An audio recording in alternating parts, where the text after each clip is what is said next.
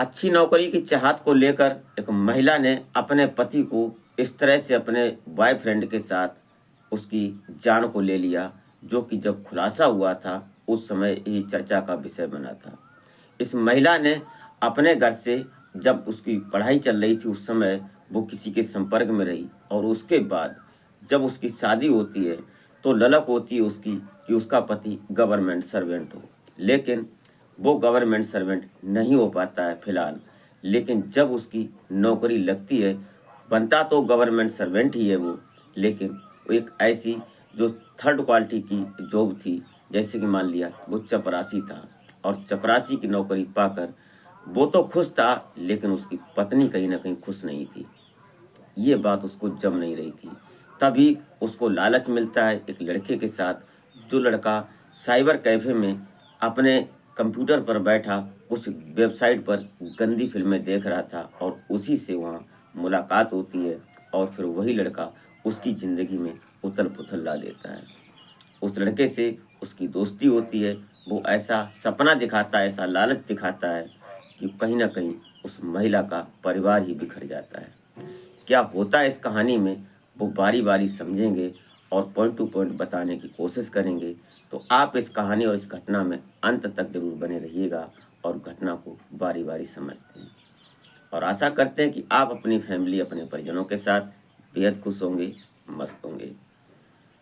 तो वीडियो में आगे बढ़ने से पहले आपसे बस वो एक छोटी-सी रिक्वेस्ट कि अभी तक अगर आपने हमारे चैनल को सब्सक्राइब नहीं किया है तो प्लीज़ सब्सक्राइब ज़रूर कर लें।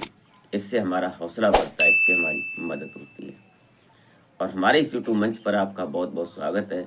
मैं आभार व्यक्त करता हूँ आपको, नमन करता हूँ आपके प्यार और सपोर्ट को। तो नमस्कार, आदाब, सत श्री अकाल। मैं अजय कोहली। आज की जो सच्ची घटना मैं आपको सुनाने जा रहा हूँ, घटना उत्तर प्रदेश का एक जिला पड़ता है एटा, और एटा के ही रहने वाले गांव पड़ता है भरतरा, और इस भरतरा गांव के रहने वाले महेश चंद्र फौजी, इनके परिवार में अगर बात की जाए तो इनकी पत्नी के अलावा इनकी 5 बेटियां होती हैं। 5 बेटियों में कहानी सिर्फ एक बेटी की है, और उसी का नाम सामने आया है। बीच की बेटी होती है जिसका नाम पिंकी उर्फ प्रेमलता होता है। अब ये प्रेमलता जो थी, ये बीच की थी। इससे बड़ी जो 2 बेटियां थीं उनकी शादी हो चुकी थी, वो अपने परिवार में अपने बच्चों के साथ सेटल हो चुकी थीं। अभी इससे जो 2 बेटियां छोटी थीं वो पढ़ाई कर रही थीं, और जो ये प्रेमलता होती है ये बीए कंप्लीट करने के बाद बीएड की तैयारी कर रही थी। समय का सिलसिला आगे चल रहा था, तभी इनके पिता जो होते हैं महेश चंद्र, इनको पता चलता है कि इनकी जो बेटी है ये किसी लड़के के साथ अफेयर में स्कूल के समय में।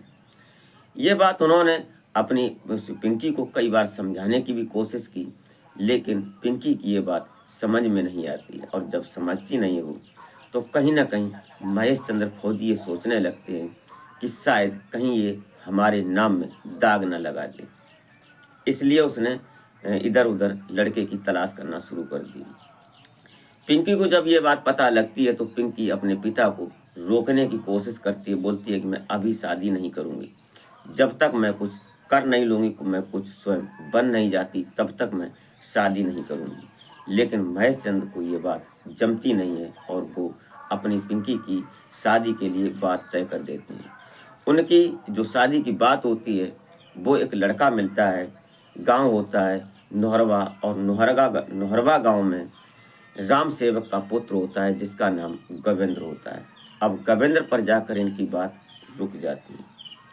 दोनों परिवार मिलते हैं। जो इनके गवेंद्र के पिता होते हैं राम सेवक, ये भी गवर्नमेंट सर्वेंट थे, और इधर जो ये महेश चंद्र फौजी थे ये भी रिटायर्ड फौजी थे।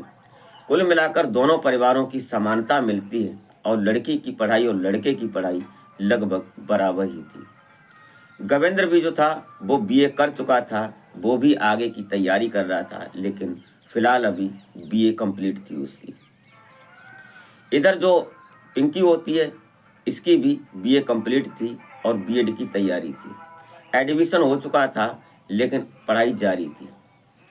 दोनों परिवारों की सहमति होती है, और सहमति होने के बाद दोनों की रजामंदी होती है, और समय आगे बढ़ने लगता है, और तय तारीख में दोनों को शादी कर दी जाती है।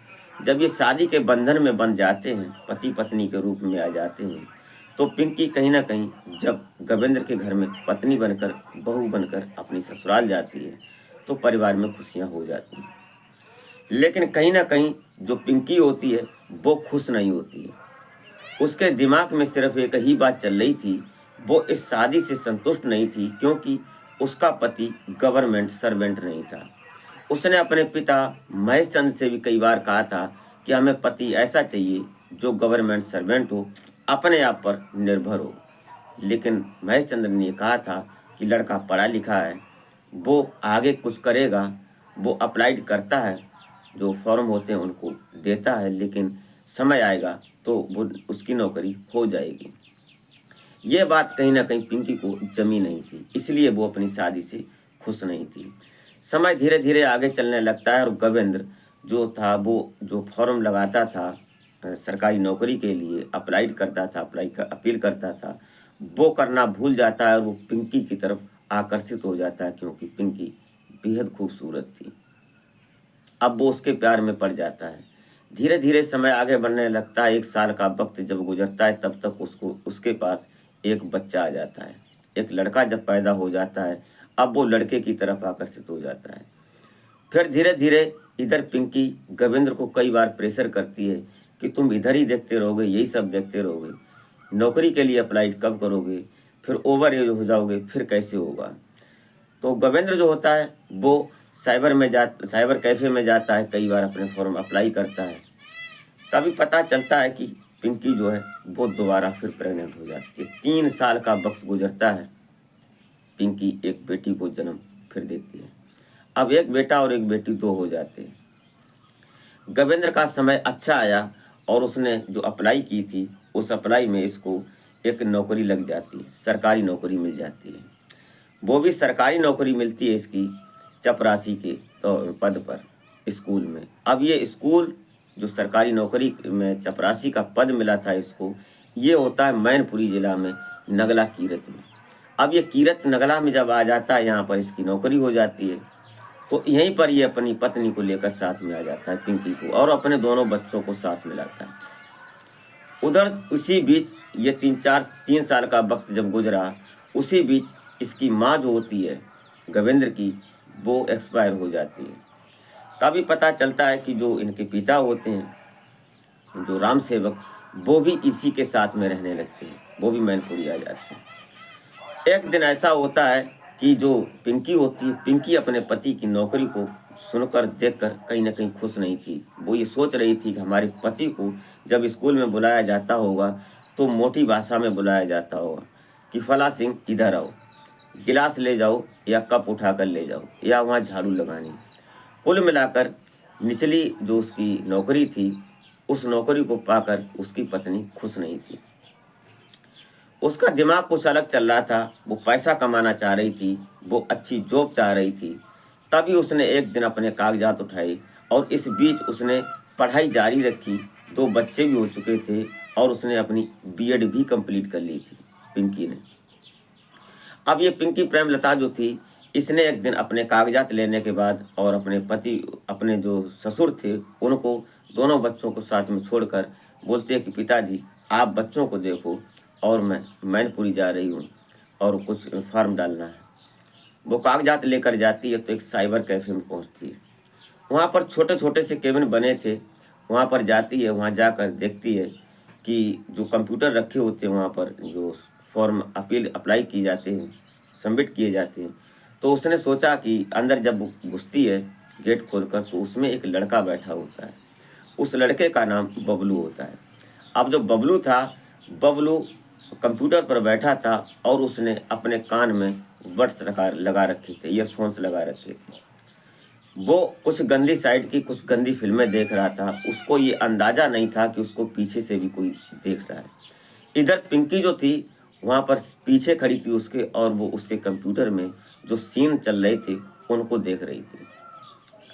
उसको एहसास नहीं हो पाया बबलू को कि हमें कोई देख रहा है। तभी पता चलता है कि जब उसकी दिमाग में कुछ ऐसा लगा कि मुझे कोई देख रहा है, तो पीछे जब मुड़कर देखता है तो पीछे पिंकी खड़ी थी।